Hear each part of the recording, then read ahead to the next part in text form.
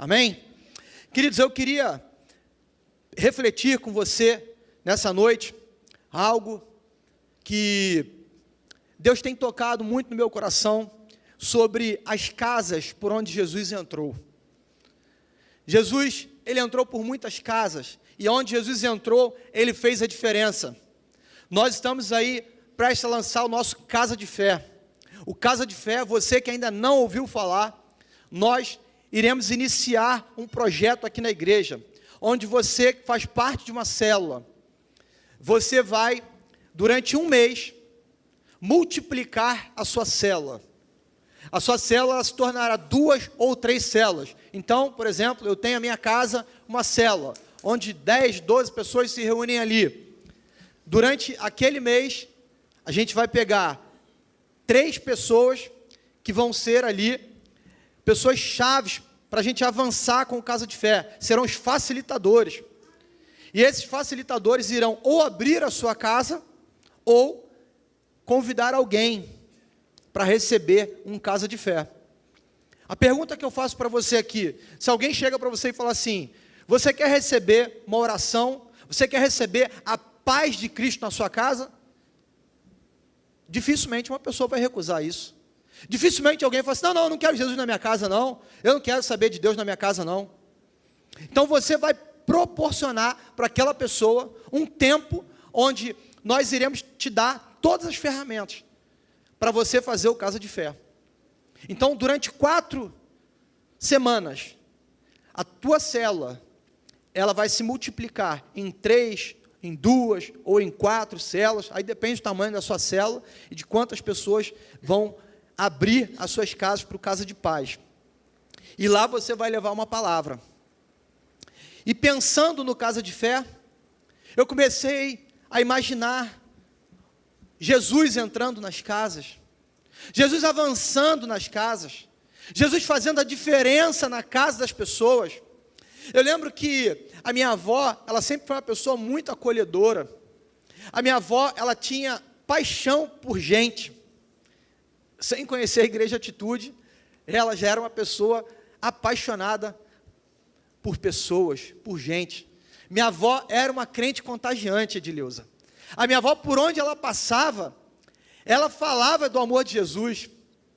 Pensa numa pessoa que gostava de casa cheia, gostava de receber missionários. Hoje de manhã, nós tivemos aqui o pastor Edi. Pastor Edi, ele foi um dos homens que fundou a nossa igreja, a Igreja Atitude. Quem está aqui desde o início, conheceu o pastor Edi. Começou com uma célula lá na casa dele. E aí ele fez um desafio para o pastor Josué. O pastor Josué veio de Ipatinga para começar um trabalho missionário lá na Barra da Tijuca, onde todo mundo falava assim, aqui não tem como levantar a igreja não. E hoje está aí, a Igreja Atitude. Mais de 64 igrejas espalhadas aí pelo mundo afora. A minha avó, nós tínhamos um pastor também chamado pastor Josué. Esse pastor, uma vez, ele pegou lá uma doença dessas, tipo, acho que foi sarampo. E ele ficou mal. Minha avó pegou, pastor, levou para a casa dela, e lá, minha avó cuidou dele durante 10 dias ali. Então, você imagina só, Eudson, minha avó lá, já velhinha, já tinha uma idade legal. E a vovó cuidava lá do pastor Josué Bueno. Colocou ele lá, fazia sopinha para ele, dava todo o cuidado para ele. Alguém apaixonada por Jesus e que fez a diferença na vida de um homem de Deus. Fez a diferença na vida de alguém. Um carinho, um zelo por vidas. Eu queria que você pensasse comigo nessa noite sobre esse tema. Uma vida que glorifica a Deus. Nós precisamos ser homens e mulheres que temos uma vida que glorificamos a Deus em tudo aquilo que nós realizamos. Abra sua Bíblia, por favor, lá no livro de Marcos. O Evangelho de Marcos, capítulo 2.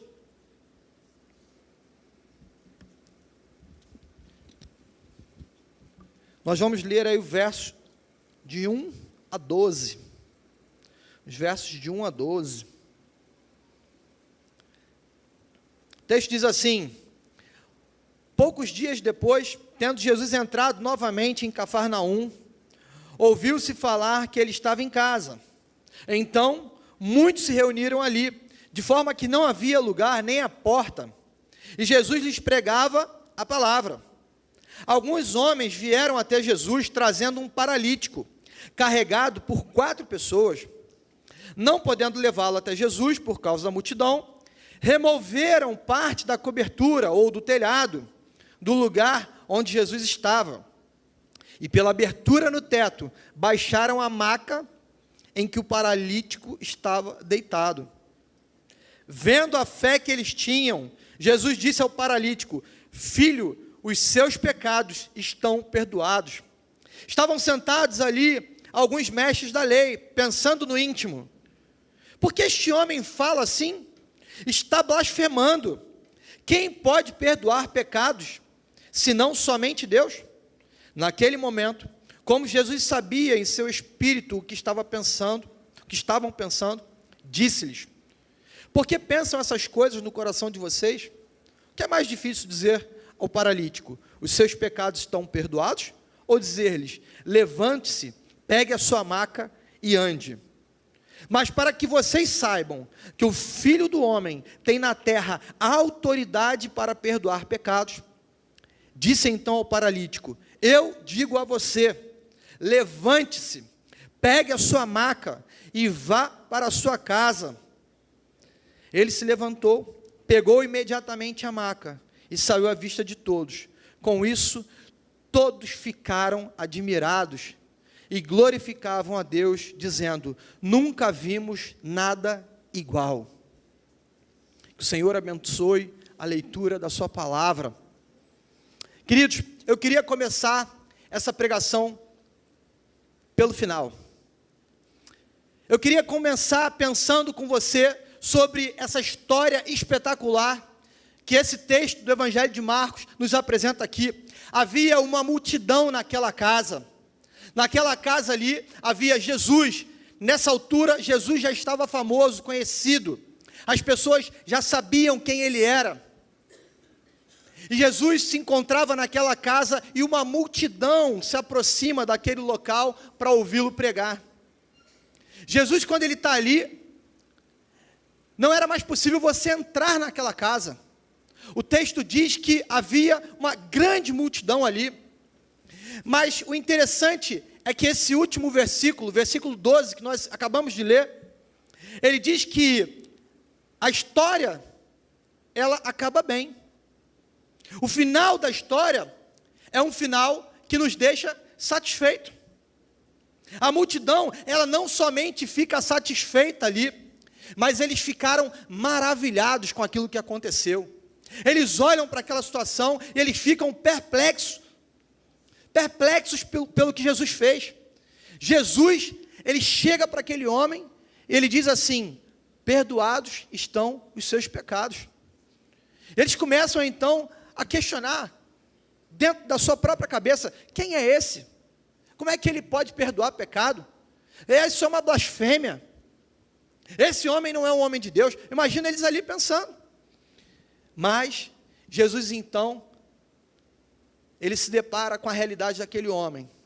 Ele não apenas perdoa-lhe os pecados, mas ele também atribui a ele a cura. Aquele homem sai dali curado. Aquele homem sai dali completamente são.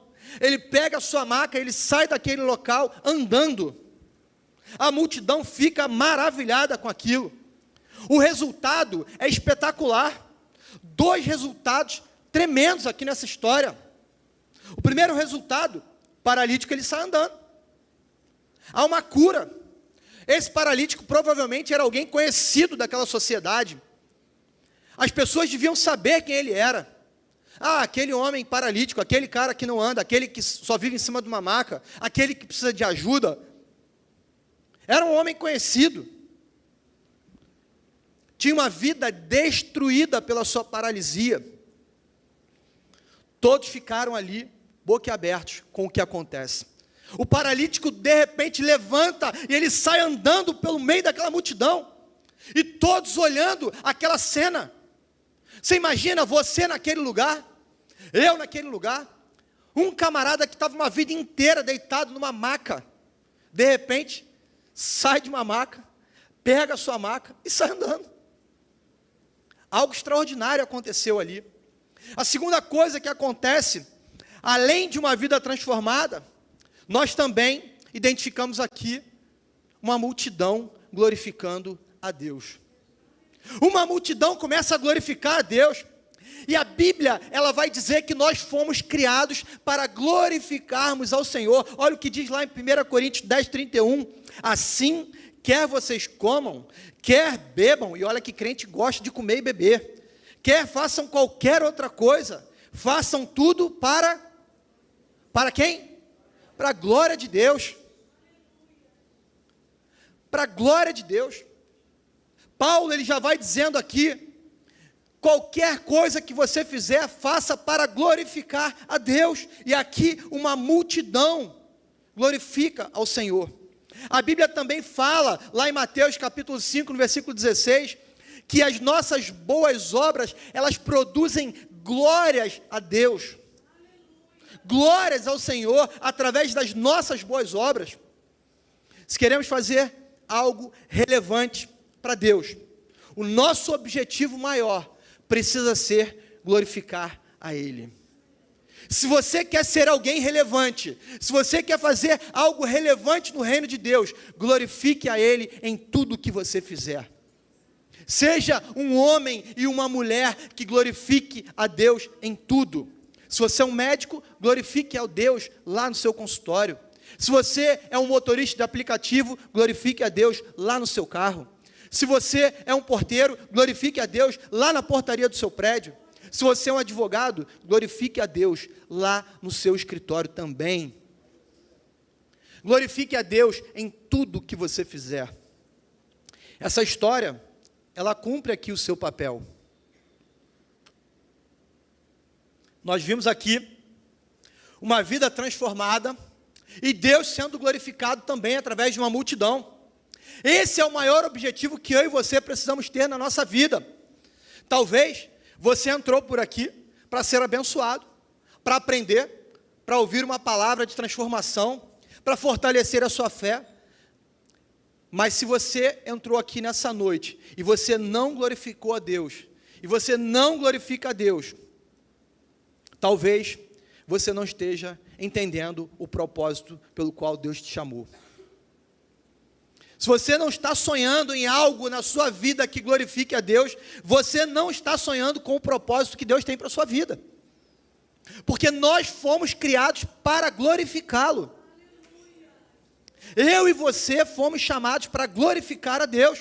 E nessa história, uma vida foi transformada e Deus foi glorificado. O final da história mostra isso. Mas por que isso aconteceu, pastor? Por que que isso acontece aqui? Por que que nesse texto nós identificamos uma multidão glorificando a Deus pelo que aconteceu? E um homem saindo dali curado?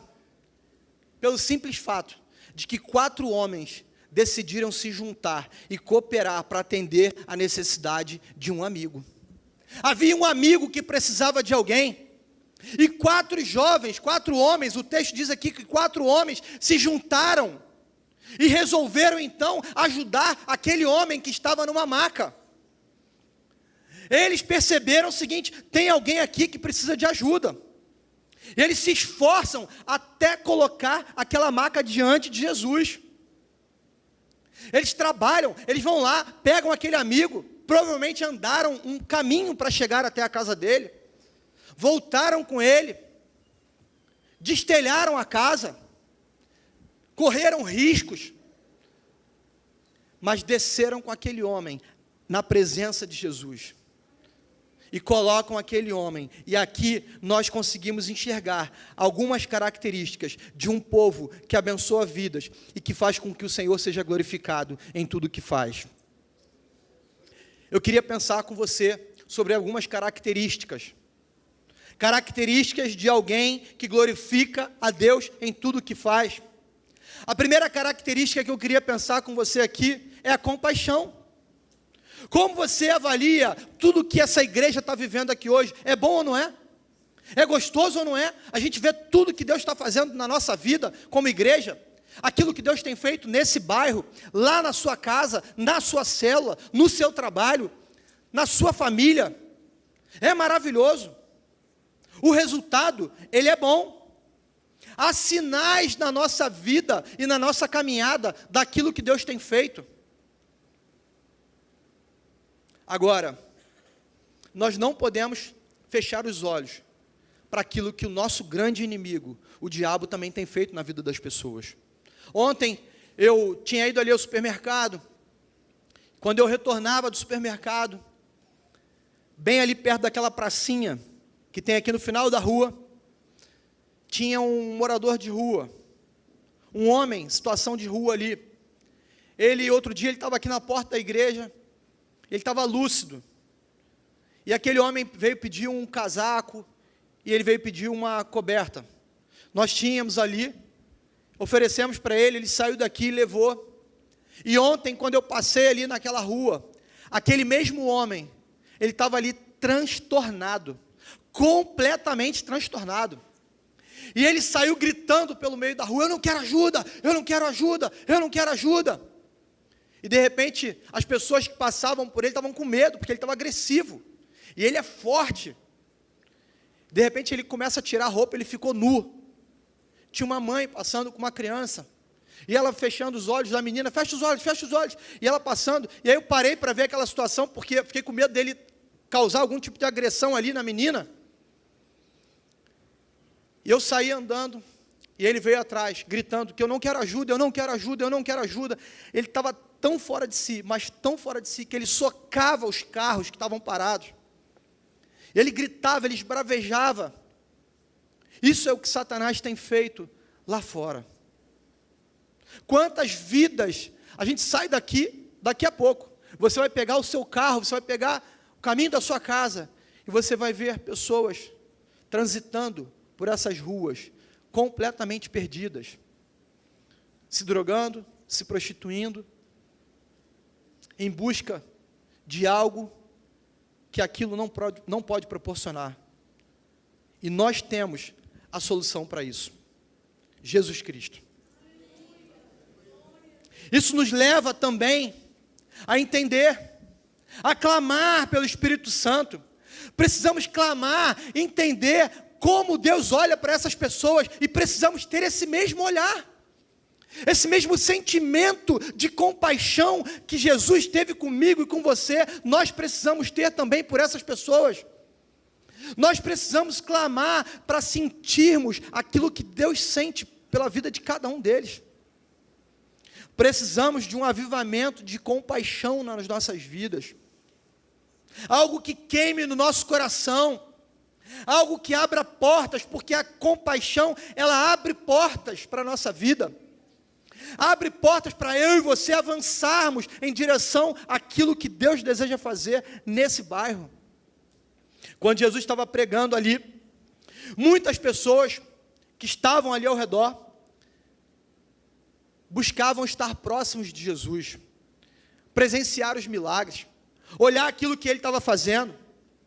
E aí, com certeza, isso já deve ter acontecido com você, e acontece comigo também. Quantas vezes a gente está sentado aqui, diante de Jesus, na presença dele, e aí você pensa assim: poxa, se fulano estivesse aqui, né? Rapaz, ele podia ouvir essa palavra. Se essa palavra encontrasse um lugar no coração daquela pessoa, eu tenho certeza que a vida dele, a vida dela seria transformada. Sim ou não? Você nunca pensou isso? A gente fala aqui, né, quem é crente mais antigo sabe, a gente fala aqueles dois tipos de pregação, né? Pregação assim, que você puxa para mim, e a pregação pá, né? Para ele, né? E aí você é para o outro. Quantas vezes a gente ouve uma pregação que a gente fala assim: meu Deus, se fulano estivesse aqui hoje, eu tenho certeza, o Espírito Santo ia transformar a vida dele, ia transformar a vida dela. E aqueles amigos que estavam ali na presença de Jesus, pensaram nesse fulano, pensaram no paralítico, entenderam assim: ele precisa estar aqui, se ele estivesse aqui, talvez Jesus poderia curá-lo, vamos lá atrás dele. E eles foram atrás daquele homem, tiveram compaixão daquele amigo, olharam para ele e entenderam o seguinte: ele precisa de ajuda, vamos até lá. Tiveram compaixão desse homem. Isso fez com que eles levassem aquele homem até a presença de Jesus. Agora, para pensar, provavelmente, esses amigos estavam ali dentro da casa. Eles sabiam que se destelhasse naquele local ali, eles iriam descer com a maca diante de Jesus. Eles conheciam a casa, talvez estivessem até num lugar VIP, talvez estivessem sentados lá, numa área bem pertinho de Jesus. Jesus aqui, e eles aqui, sentadinhos diante de Jesus, olhando aquela pregação, ouvindo aquela palavra, mas a compaixão queimou no coração daqueles homens. Eles falaram assim: não é justo a gente permanecer aqui, se tem um amigo nosso lá que precisa desse Jesus, vamos até lá. Perderam o lugar, abriram mão de estar ali, sentados na presença de Jesus, para ir atrás de um amigo, e trazê-lo até a presença de Jesus. Será que eu e você teríamos essa mesma atitude? Será que nós estamos realmente dispostos a transformarmos vidas e perdermos muitas vezes alguma coisa na nossa vida em favor daquele que nós estamos levando o Evangelho?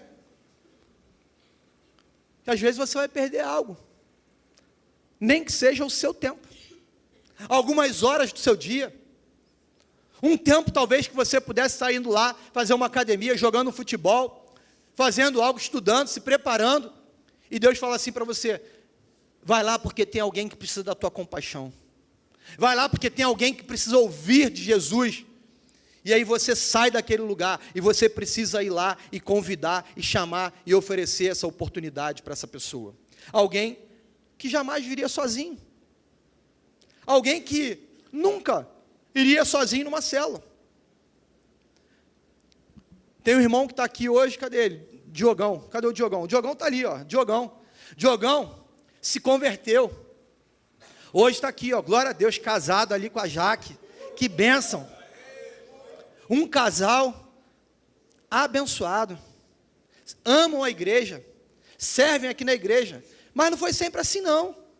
Um dia, o irmão daqui, que está aqui com a gente também, Luizinho, está ali, me ligou, falou assim, na época ainda não era nem pastor, ele me ligou, falou assim: Nando, o pessoal me conhece como Nando, né? Não sei porquê, nem eu sei, né? É Leandro, mas desde 5 anos de idade é Nando. Então, se você ouvir chamar pastor Nando, pastor Wagner me chama de pastor Nando às vezes, né? É isso aí, sou eu também. Tá? O Luizinho me ligou, falou assim: rapaz, tem um amigo meu aqui que eu queria muito levar ele para a igreja. E aí me passou o telefone do Diogo. Eu liguei para ele. Eu liguei uma vez. Eu liguei 2 vezes. Eu liguei 3 vezes. Deu um trabalho danado. Deu trabalho. Está me devendo Rio Brasa. Mas o Diogão falou assim: eu vou. Eu falei para ele: hoje ele não me escapa. Falei: Tony, tem uma missão para você. Tem um rapaz aqui que a gente está chamando ele para a cela, e hoje eu não vou dar alternativa para ele. Você vai de carro, para lá na porta do prédio dele, pega ele. Tony foi lá, pegou ele. Nunca mais saiu da cela. Nunca mais. Irmãos, eu tive que perder algumas horas do meu dia, mandando mensagem para ele, insistindo, chamando. Por quê? Compaixão. Um dia o Senhor teve compaixão da minha vida. Hoje, o Diego tem compaixão, Diogão tem compaixão de outras pessoas, e o mesmo Deus que alcançou a vida dele, hoje está alcançando outras pessoas através dele. Isso é evangelho, isso é o verdadeiro evangelho. Será que você não teria uma pessoa que você poderia convidar para estar aqui hoje? Será que não tem ninguém no seu ciclo de amizade que você poderia convidar para estar aqui hoje, sentado do seu lado, ouvindo essa mensagem, ouvindo essa palavra?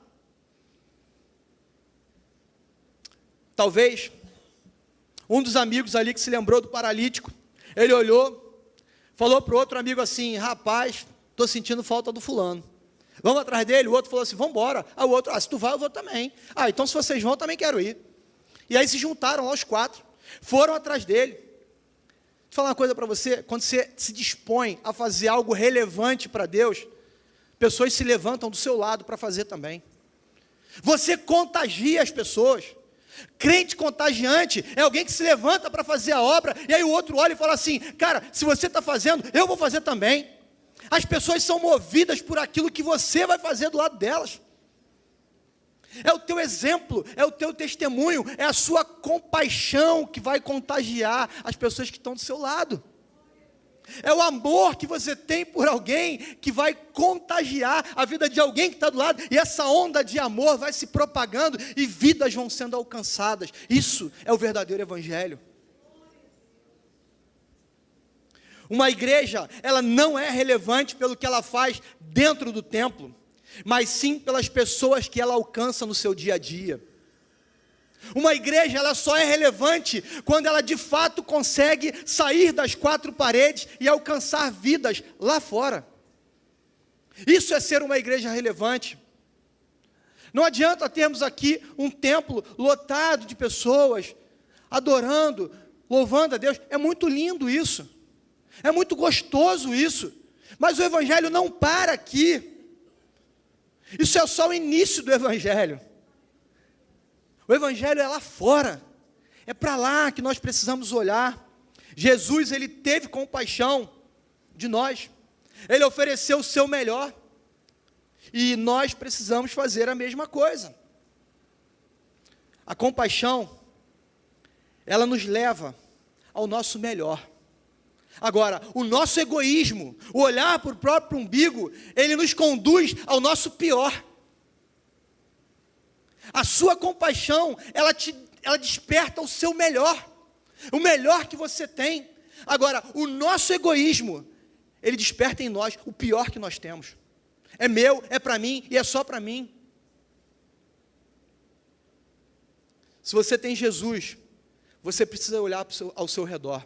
Você precisa entender que as pessoas que vivem ao seu redor, elas também precisam do evangelho através de você. Convide para a célula, meu irmão. Convide alguém para fazer parte da célula. Convide alguém para estar aqui quarta-feira. Convide alguém para ir receber uma oração. Convide alguém. Tenha ações intencionais de amor por alguém. A nossa igreja, ela tem um projeto lá na Cruzada São Sebastião, células lá.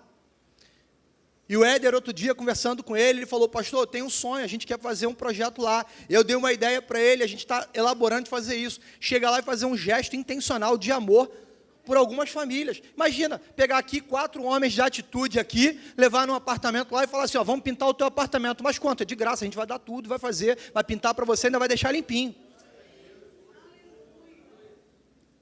Como é que você não leva Jesus para alguém através de um ato desse? Como é que não leva?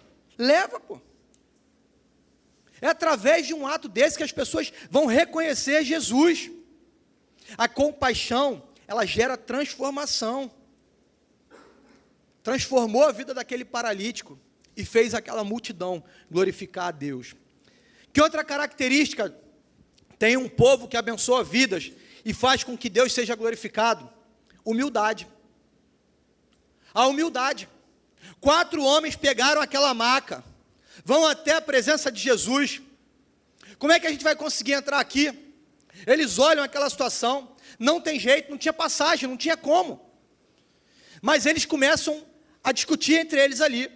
Imagina o seguinte, se tem 4 homens ali, olhando diante daquela situação, eu imagino que cada um deve ter pensado assim, não, olha só, vamos pegar a maca, e a gente coloca aqui no alto, e a gente vai segurando. E a gente vai furando a multidão. O outro vai falar, pô, esse plano não vai dar certo não. Aí o outro fala assim, não, vamos fazer o seguinte, vamos sair gritando licença, licença, licença, e a gente vai.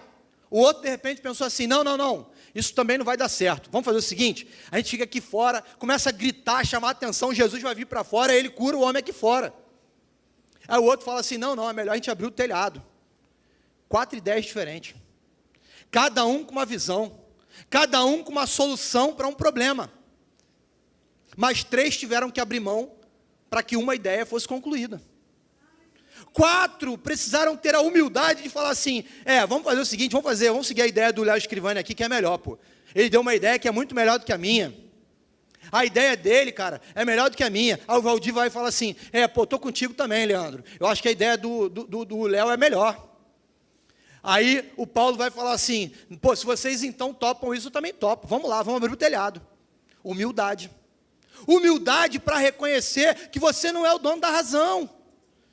Humildade porque você às vezes tem que aceitar a ideia do outro. Isso é ser igreja. Uma ideia aqui foi aceita, as outras não foram.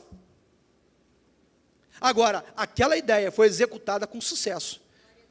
Aquela ideia, todo mundo falou assim, bom, a ideia não é minha, então não vou fazer não. Não. Espera aí, a ideia do Léo é melhor? Então vamos fazer com excelência. Vamos fazer. Quando o teu líder de célula chegar para você e falar assim, cara, olha só, o pastor teve uma ideia, é o Casa de Fé. Aí você fala assim, não, mas Casa de Fé não. Eu pensei em outra coisa, eu pensei em fazer, levar todo mundo para assistir o jogo do Flamengo no Maracanã e evangelizar lá.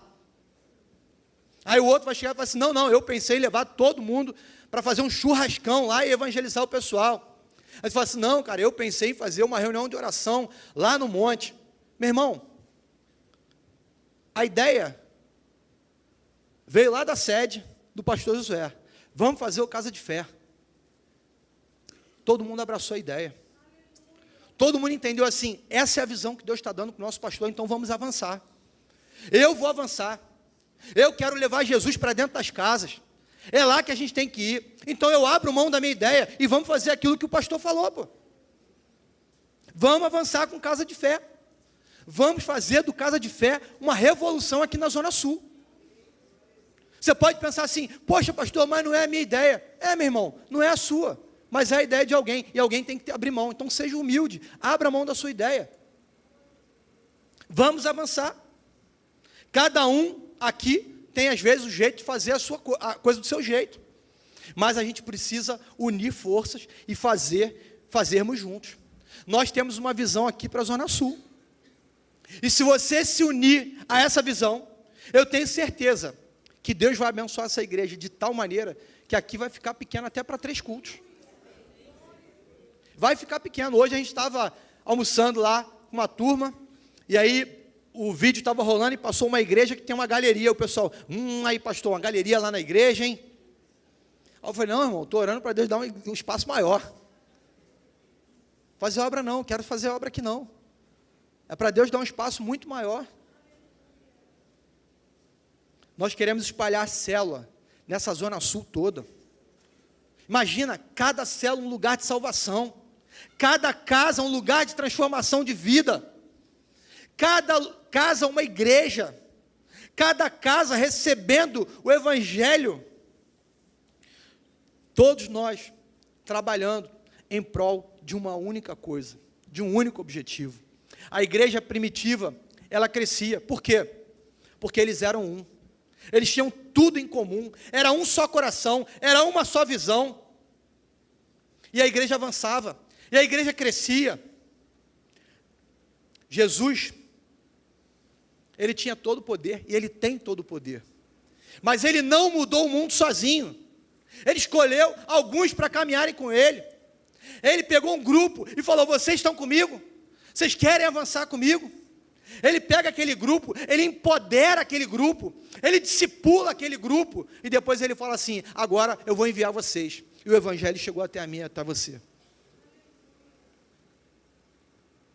Humildade de reconhecer que a gente não faz nada sozinho. Como o pastor José falou aqui no vídeo, juntos nós somos muito mais fortes e muito melhor. Terceira coisa que a gente vê aqui, terceira característica, é a persistência. Aquele homem, ele foi curado, só que eles não desistiram. Aqueles amigos, eles não desistiram. E ele só foi curado, porque aqueles amigos olharam para o obstáculo, olharam para as circunstâncias e falaram assim, a gente vai conseguir transpor essa dificuldade aqui. Está difícil sim, é difícil a gente chegar lá. Meu celular está me avisando aqui que é hora de nós encerrarmos as nossas 72 horas de oração. Vamos orar? Feche seus olhos. Pai, muito obrigado, Deus, por esse tempo, Senhor. Como nós te adoramos, Senhor, como nós te louvamos por essas 72 horas de oração, Pai. Obrigado porque tudo que o Senhor já começou a fazer ali naquela sala da intercessão, Pai. Nós iremos colher os frutos, Senhor, dessas 72 horas de oração, Pai. Eu te peço que portas de emprego sejam abertas, Senhor. Que famílias sejam restauradas, Pai. E que cada oração que foi feita naquele lugar tenha chegado até o Teu trono. Em nome de Jesus, continua nos abençoando, Pai. Obrigado, Deus, por cada vida que esteve ali durante esse período, Pai, de oração, de busca incessante pelo Senhor. Nós te adoramos. Amém, Senhor. Louvado seja o Senhor. Aqueles homens não desistiram. Você lembra quando o Senhor chamou o povo para tomar a cidade de Jericó? Havia ali uma cidade fortificada. Deus então chega para Josué e fala para ele assim: Josué, você vai pegar o povo e você vai rodear a cidade. E à medida que aquele povo rodeava a cidade, eu fico imaginando a cena. Tenta imaginar isso agora. O povo deu uma volta. Nada aconteceu. O povo deu a segunda volta. Sabe o que aconteceu?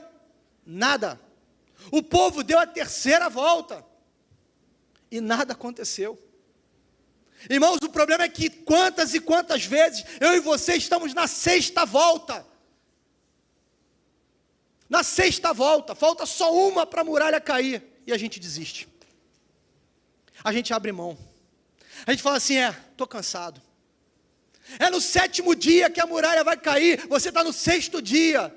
Mas você está olhando para a dificuldade, você está olhando para o problema e você não avançou. Você não teve aqui a resiliência, a persistência de avançar. Não podemos desistir. Não podemos. Muitas pessoas têm parado na sexta volta. Às vezes, Deus falou para você assim, vai lá. São 7 voltas em volta daquela muralha. E aí na sexta volta você cansou. Estava pertinho do milagre. E você desistiu. Meu irmão, não desista.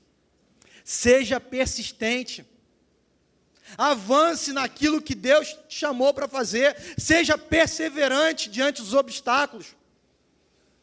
Nós precisamos ter persistência. No casamento, não desista. Nos filhos, não desista. No trabalho, não desista. Na célula, não desista. Na busca por Deus, não desista. Não desista em momento algum. No seu ministério, não desista. Vamos avançar. Deus nunca disse para mim e para você que seria fácil. Ele disse sim, que nós teríamos que persistir. Não desista no meio do caminho. Deus tem algo sobrenatural para fazer na sua vida. E através da sua vida. Você foi chamado, você foi chamada para glorificar a Deus. Então não desista, assim como aqueles 4 jovens não desistiram. O desafio era grande. Precisava transpor a multidão, avançar com uma maca, uma pessoa em cima. E eles falaram, nós não vamos parar. Ninguém vai me fazer parar, eu vou avançar. O desânimo chegou, mas eu não vou parar. A tristeza chegou, mas eu não vou parar. O desemprego chegou, mas eu não vou parar. Eu vou avançar, porque Deus me chamou para fazer algo muito maior. Por último, que outra característica tem um povo que abençoa vidas e faz com que Deus seja glorificado? São pessoas que entenderam o chamado da vida deles. Esses homens, eles colocaram o paralítico numa maca. Era a maca daquele paralítico. Pegaram ele, retiraram o telhado. E ali eles avançaram, colocando aquele homem para descer ali diante de Jesus. Jesus, ele olha e ele fica maravilhado com a fé daqueles homens. Que fé é essa? Esses jovens têm uma fé que comoveu Jesus. O coração de Jesus olha para aquela situação e ele fala assim: perdoados estão os teus pecados. Jesus perdoa o pecado até daquele homem. As pessoas começam a murmurar. O texto diz que os religiosos olharam para aquela situação e começaram a murmurar. Olha lá, aí, agora até o pecado ele perdoa, vê se pode. Agora ele é Deus, né? Agora ele é Deus. Só que eles não entenderam, quem estava ali era Jesus, o verdadeiro Deus. Pessoas que estavam perto de Jesus não largaram nada para levar ninguém, não fizeram nada por alguém, mas estavam ali, questionando aquilo que Jesus estava fazendo e questionando a fé daqueles 4 jovens. Às vezes, durante a caminhada, você vai encontrar pessoas do teu lado que não estão fazendo nada para Jesus, mas vai reclamar daquilo que você está fazendo, vai criticar aquilo que você está fazendo. Mas deixa eu falar um negócio para você, não desiste não. Não desiste. O teu papel é glorificar a Deus. Quando você vai fazer algo muito maior, pessoas vão se levantar. Quando você vai fazer algo grande, pessoas vão se levantar. Aqueles homens, eles tiveram fé, eles tiveram compaixão daquele outro jovem, eles tiveram perseverança, eles continuaram. Todo mundo ali ao redor ficou maravilhado. Mas certamente, o final daqueles homens ali, a história deles, ficou registrada na palavra. Hoje a gente está aqui, lembrando desses 4 homens, que levaram um amigo até Jesus. Talvez Deus esteja te chamando para você ser lembrado na vida de alguém, para você deixar um legado, onde nunca mais as pessoas vão esquecer de você. Talvez Deus esteja te levantando para fazer algo que você nunca imaginou. O maior resultado aqui, o texto não mostra. Esses homens aqui, eles entraram para a história daquela cidade. Olha lá, os 4 que levaram aquele rapaz lá para Jesus. Ó, esses 4 aqui fizeram a maior diferença na vida daquele cara. Aquele cara hoje está curado, porque eles pegaram uma maca um dia, botaram nas costas, subiram no telhado, todo mundo contando a história. Eles ficaram marcados na história daquela cidade. Deus está te chamando para você ficar marcado na vida de alguém. A sua célula precisa ser esse instrumento de alguém que vai chegar e falar assim: rapaz, um dia eu conheci uma célula lá da Igreja Batista Atitude na Zona Sul, que mudou a minha vida, que transformou a minha família. Eu era assim e hoje eu conheci Jesus através daquela célula. Olha como é que a minha vida está. Não tenho nenhuma dúvida que aqueles jovens entenderam o ministério deles.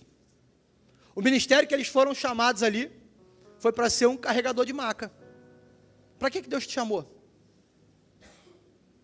Deus te chamou para realizar o quê? Através da minha e da sua vida, pessoas querem ser alcançadas e precisam ser alcançadas, para que o nome dele seja glorificado. Hoje, eu queria concluir aqui, dizendo que Deus te chamou para ser um pescador de homens. Ele te chamou para ser um pastor de ovelhas.